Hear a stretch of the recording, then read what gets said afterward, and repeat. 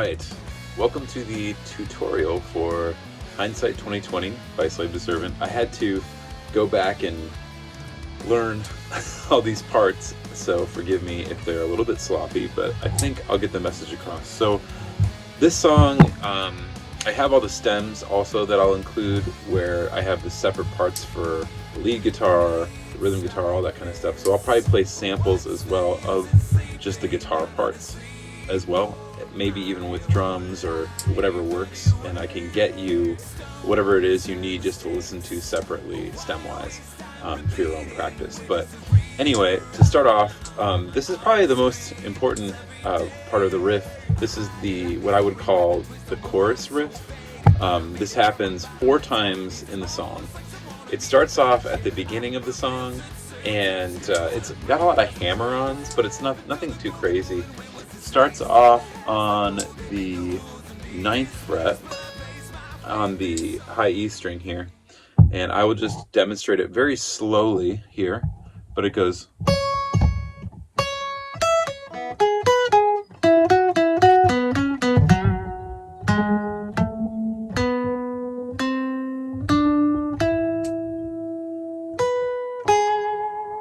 That's the first time through, and then I'm doing it without, like, I guess the hammer-ons. It would be more like.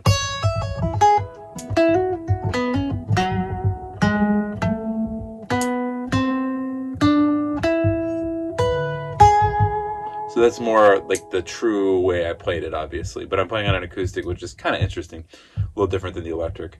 It does it twice through every time. However, on the second pass through, when you repeat the solo, there's a slight modification, and I will show you where that modification is when you go.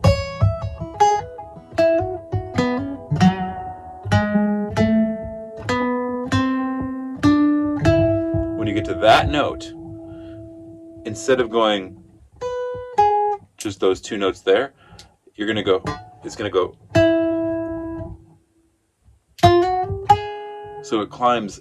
Actually, if you think about it, it's going half step, half step, half step down to here, which is the note the other one ended on. So anyway, I'll demonstrate again. So it's.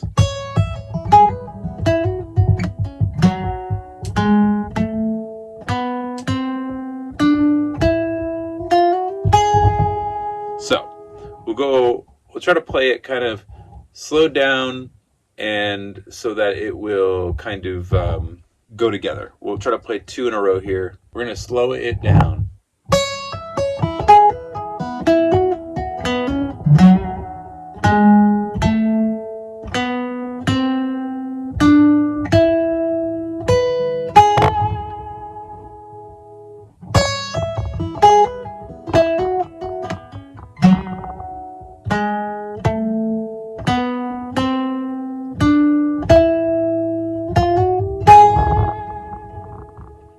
You kind of just let it hang on that last part when the verse starts. So that's from 10 seconds to 32 seconds in the song, where you can practice that, just alternating the 2 riffs. This happens then again after the first verse, which pops in at the first official chorus from 1:16 in the song to 1:39 in the song, and it rings out again, that note, over the next verse. However, there are no more verses, so things will change the 3rd time that this comes in on the 2nd chorus. You'll do it again, you'll alternate through it 1 and 2 times through the riff. That's from 2:22 to 2:44, the third time that it comes in, which is at the 2nd chorus. And when you get to that part, you will not let it ring out, because you're going to be doing a separate guitar solo, which I will be teaching you at the end of this tutorial. And then the final and 4th time that it comes in is on the 3rd chorus, which is a double chorus. So you will go through this whole riff. I guess technically you'll be playing it twice through this time. So you'll go through what you played twice on the other parts. And on the last note, it will not ring out. It will come to an abrupt ending that you'll hear at the end.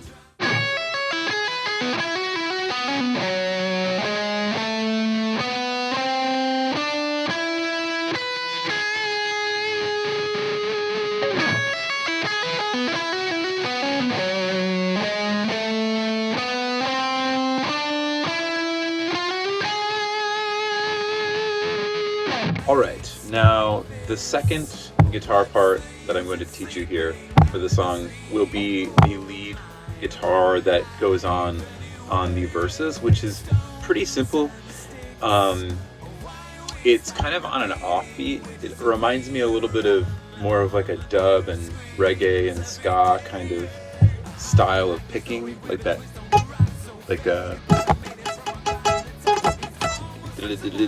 you know, it's kind of on the offbeat. It's very simple, but you kind of come in like on that one, like so you'll hear it when it starts on the recording. You might not pick up on all the nuances on if you listen to the song as a cohesive mix, but when I play you the stems of the guitar parts, you'll really be able to hear it.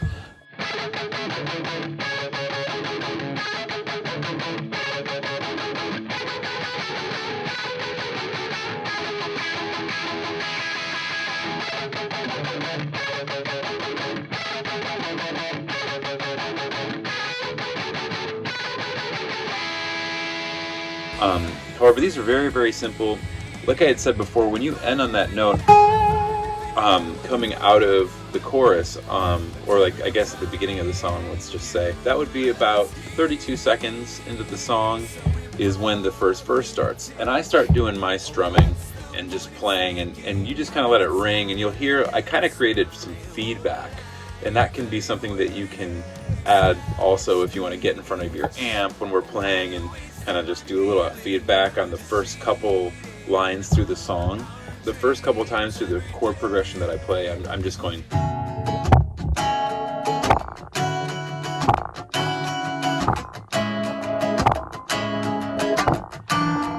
And then, okay, so after the second time through, while you're making your little feedback and stuff,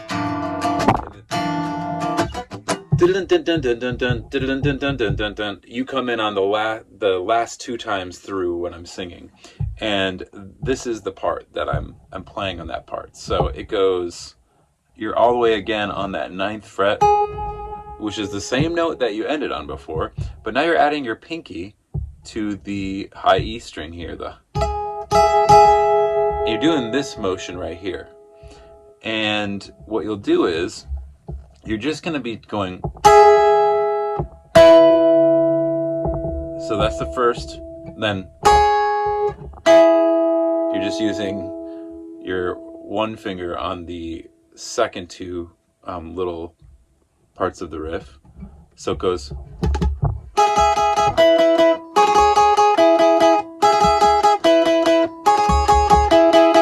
But I tended, I think on the recording, I kind of palm muted it a little bit.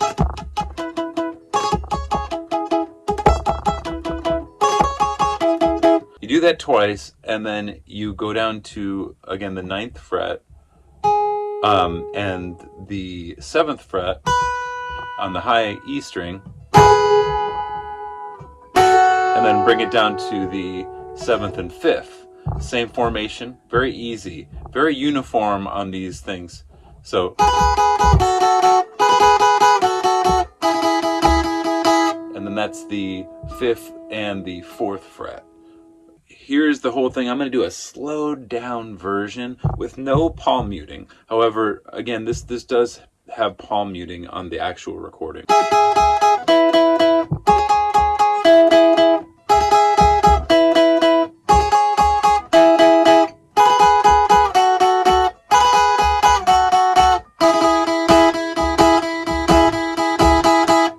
Like that, and then you go right back to it again one more time through.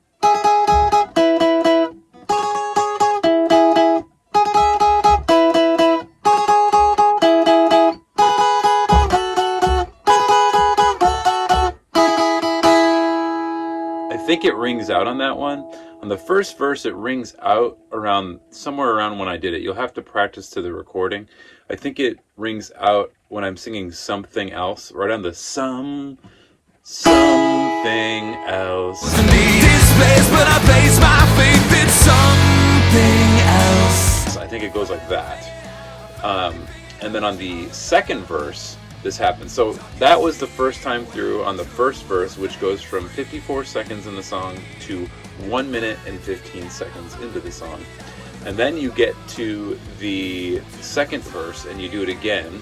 This whole thing again, like you after doing that riff, you'll kind of do your feedback thing and go into the thing again. However, it ends abruptly before the second chorus after the second verse.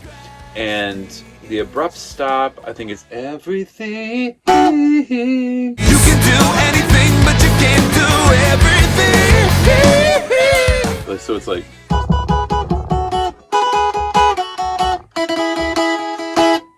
ends on that. But I might be wrong. You'll have to listen to the song exactly where it goes.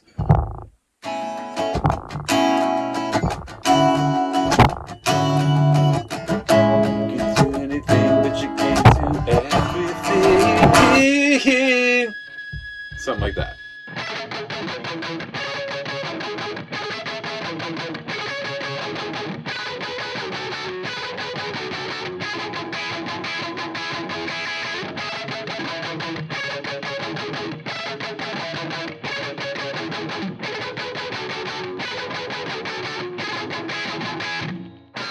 All right, so this is the solo, and what I'm going to do is I'm going to play you. I'm going to divide up into 4 sections and play it fairly slowly, just because I'm kind of relearning it here myself. But this one, again, this comes in after the second chorus.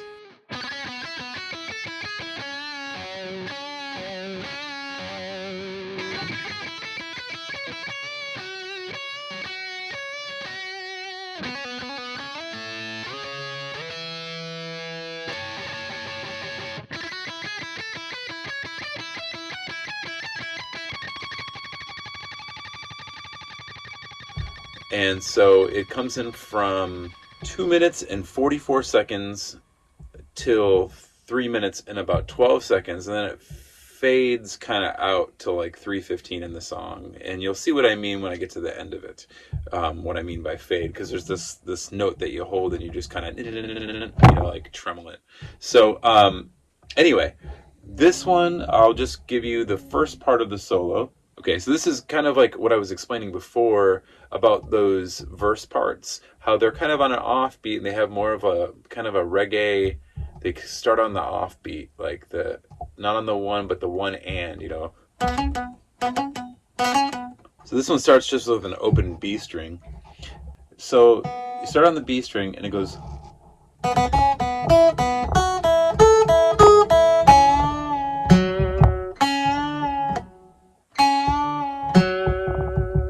So if I play it fast, it's.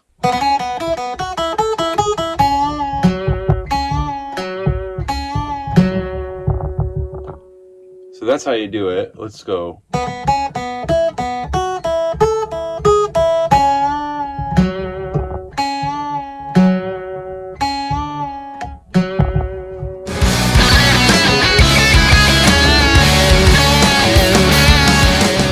And then the second part of it, of the 4, starts off on the E string, and it starts off on that open again with that kind of same style of the offbeat style. Is the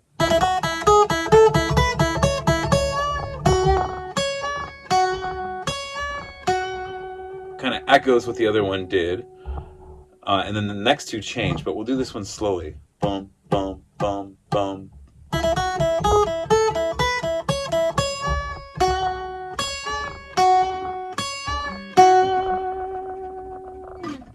So yeah, we'll do it one more time.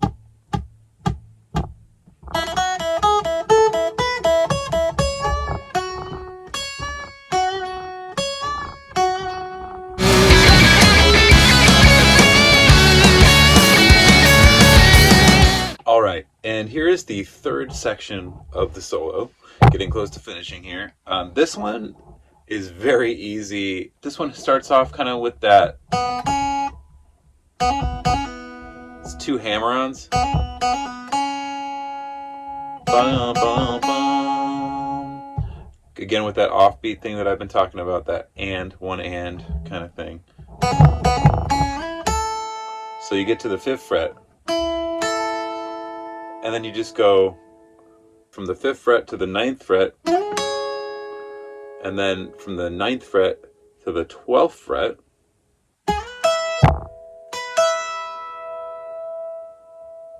and from the 12th fret, you then go to the 14th fret on the B string, and then with the E string, you'd then be on the 17th. So 1, 2, 3, 4.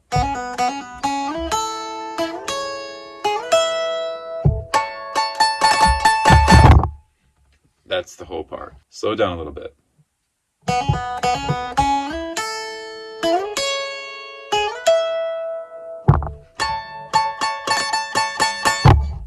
That's the whole part.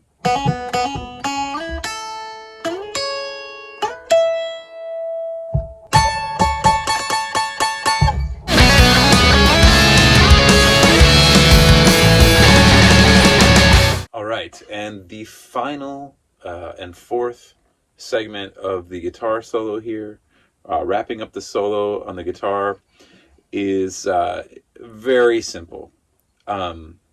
It just kind of walks all the way up the guitar, all the way till you get to the end of the guitar, essentially, to be in tune with the song. So it goes from the 2nd fret to the 4th fret to the 5th fret to the 7th to the 9th to the 10th to the 12th to the 14th to the 16th, the 17th to the 19th, and to the 21st fret finally. So it goes. And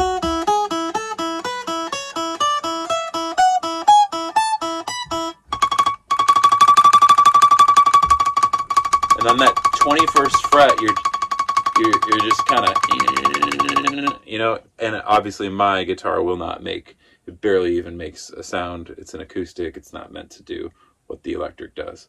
So we'll just walk through that real slow. It goes.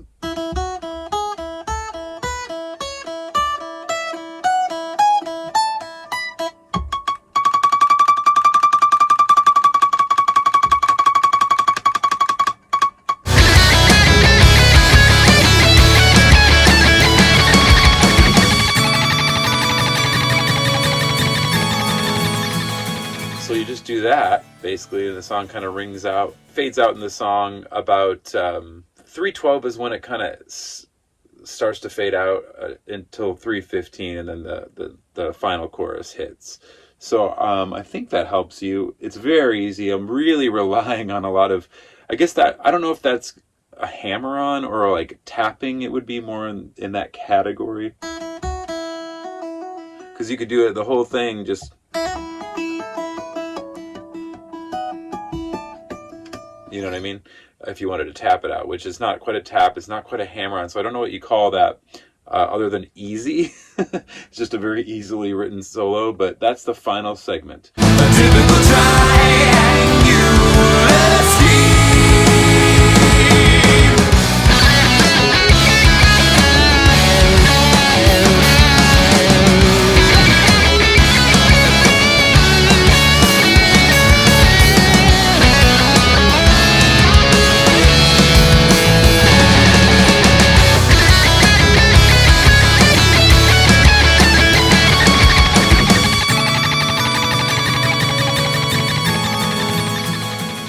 So, thank you for making it through the whole tutorial here. If you have any other questions, feel free to let me know. I can make tutorials of, my rhythm parts, or also get bass parts together, or drum parts for those who want to learn those parts as well.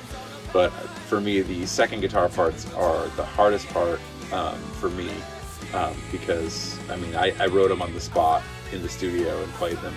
And then there are a few solos on the record, not this song obviously, but there are a few songs that Kenny Endy played on, and he is above my pay grade as far as skill set. However, I think if I sat down I could probably learn them, and I'm going to try for those songs. But anyway, stick with me, and thank you for your dedication and learning Hindsight 2020.